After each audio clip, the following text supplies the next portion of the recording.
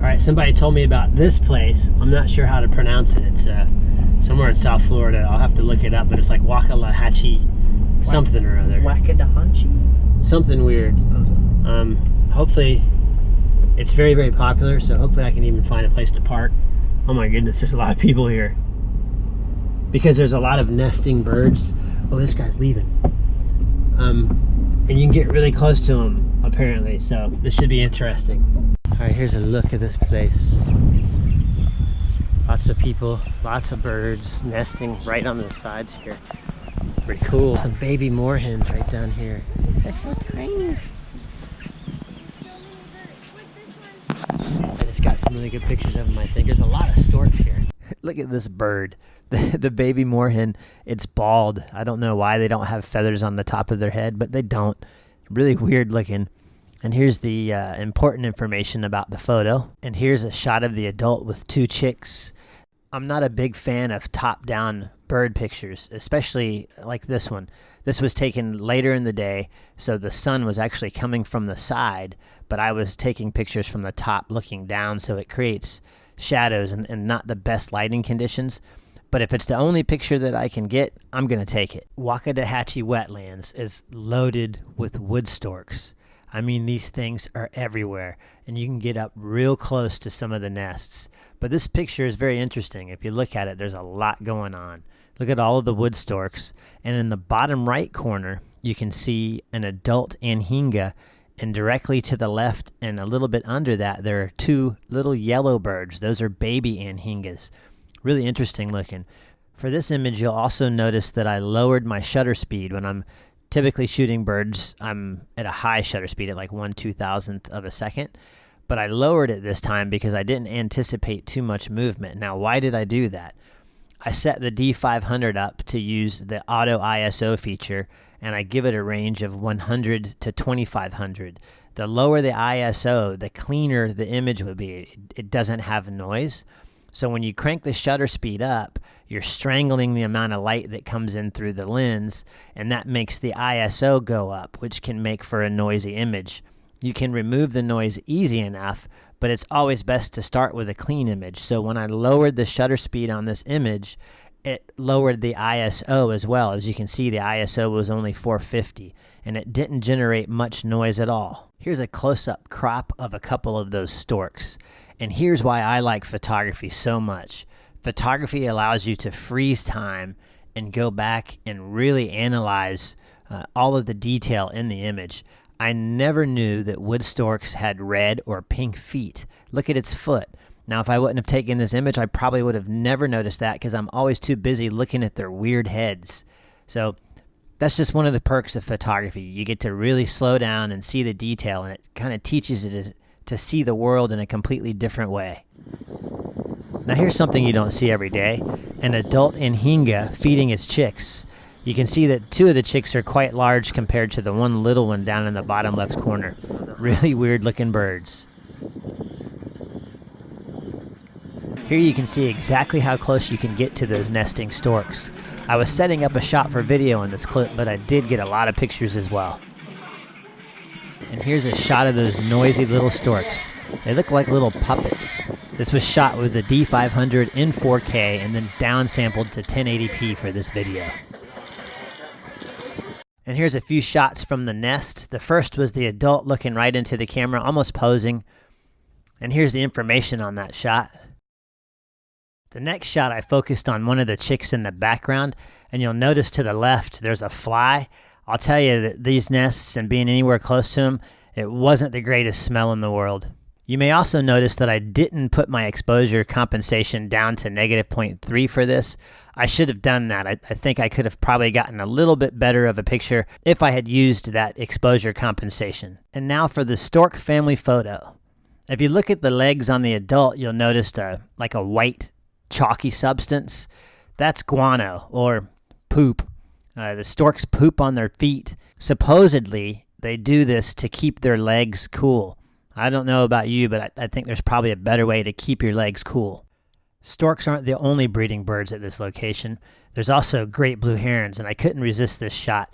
You can tell that it was getting close to sunset, that magical golden hour that gives photos that brilliant orange-colored light. In the late afternoon or early morning hours, the lighting conditions change so quickly, so it never hurts to take as many pictures as you can. I kept coming back to this one stork, and every time I managed to get pretty unique images. This fancy colored bird is a cattle egret.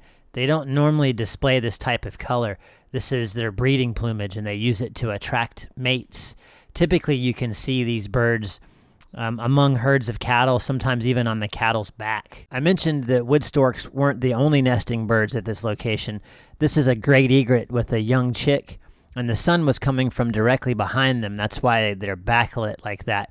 And if you look in the upper left-hand corner, you can see a black-capped night heron, just barely, peeking through the mangroves.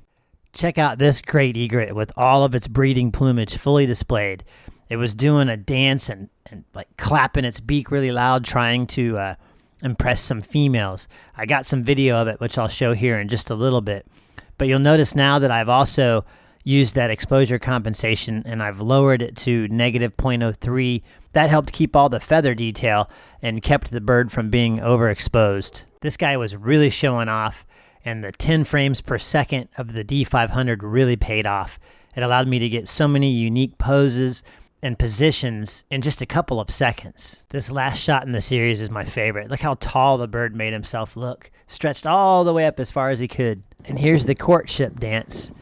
This guy's doing everything he can to attract a mate.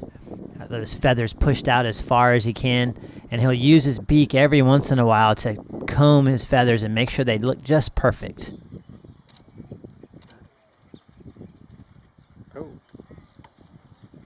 And this is the result of the mating dance. Look at these tiny little chicks. I would say they were just a few days old. Now, this was a very challenging series of shots for several reasons. The lighting wasn't the greatest. It was coming in from the left and backlighting, and most of the lighting was getting blocked by plants. The other problem was using group autofocus on the D500 wasn't working well because the group autofocus has 4 focus points, and it was trying to constantly focus on the sticks in the foreground.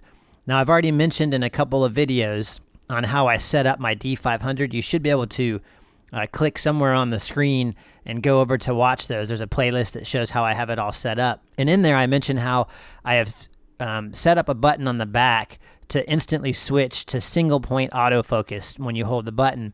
And this is the perfect example of when that is extremely effective. I can push that button, change to single point autofocus, move that single point onto the chick, and the focus changes from the sticks in the foreground to the chick in the background. This is the purple gallinule. I kept joking around and calling it the swamp chicken because of its legs. They look just like chicken legs. This is somewhat of a rare bird, and it's kind of like the painted bunting of water birds. If you've never seen a male painted bunting, they're really brightly colored birds. And so is this one. It's got these long, skinny legs, and its feet are huge. They're really, really wide. And it has these big, wide feet so that it can easily walk across all the lily pads and weeds without sinking. So those wide feet really give it that extra support. And you notice all the information on the photos. I was bouncing around quite a bit, changing all kinds of settings as I was shooting all of these. Now here's something I didn't expect to see there. Iguanas. Iguanas are not native to Florida.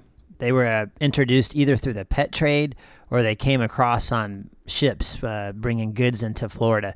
But now you can find them all over South Florida, in the Keys especially. But I didn't know that they had made their way this far north. Apparently, they're probably going to take over the entire state. While we're on the subject of reptiles, look at this thing. This is a Florida softshell turtle. Their shells are more of a leathery type material.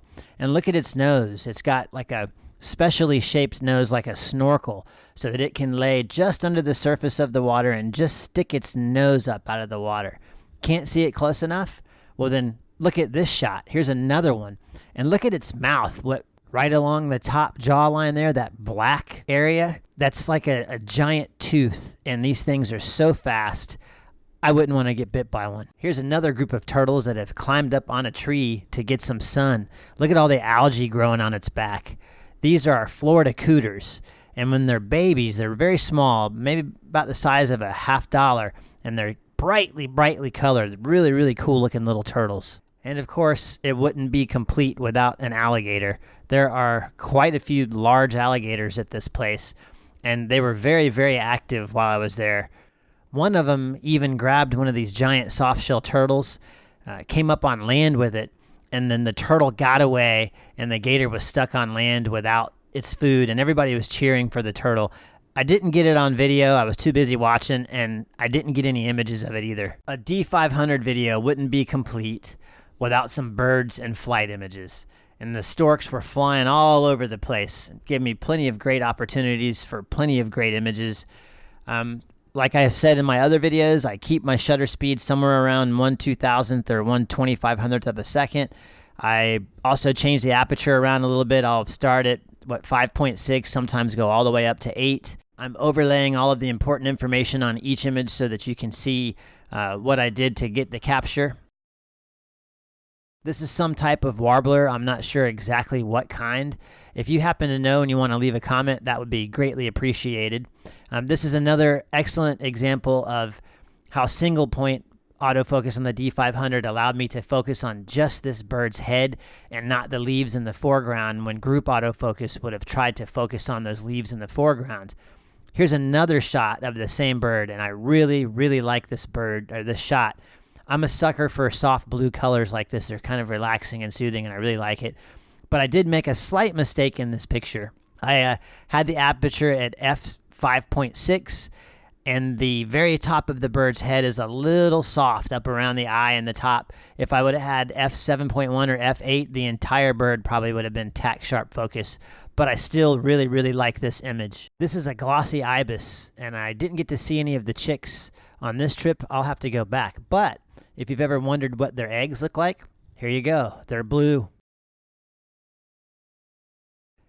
And yet another species of bird. This is a pied-billed grebe. I really like the water droplets on its chin. And these birds are tons of fun to watch because they will completely submerge themselves underwater looking for fish. They'll disappear, and then they'll show up maybe 10 or 15 feet away in a completely different location. On the way out, I managed to grab a couple of good shots of some anhinga chicks. Look at these little things. No feathers, pink, and man, they kept pestering that adult for food. And speaking of feeding their chicks, look at the smallest stork chick in this picture. It's got a fish that's twice the size of its head. It's huge. And in case you're wondering, yes, it managed to swallow this entire fish. God, what a little pig. All right, I'm going to leave this video with a few of my favorite pics of these little stork chicks from Wakodahatchee Wetlands. There should be a little bumblebee in the upper left-hand corner. Go ahead and click on that and subscribe to my channel. I got a lot of videos planned. If you like the video, click the thumbs up, and always leave comments. It doesn't matter if it's good, bad, questions, whatever. I'll do my best to answer any questions, and I love hearing what everybody thinks of the videos.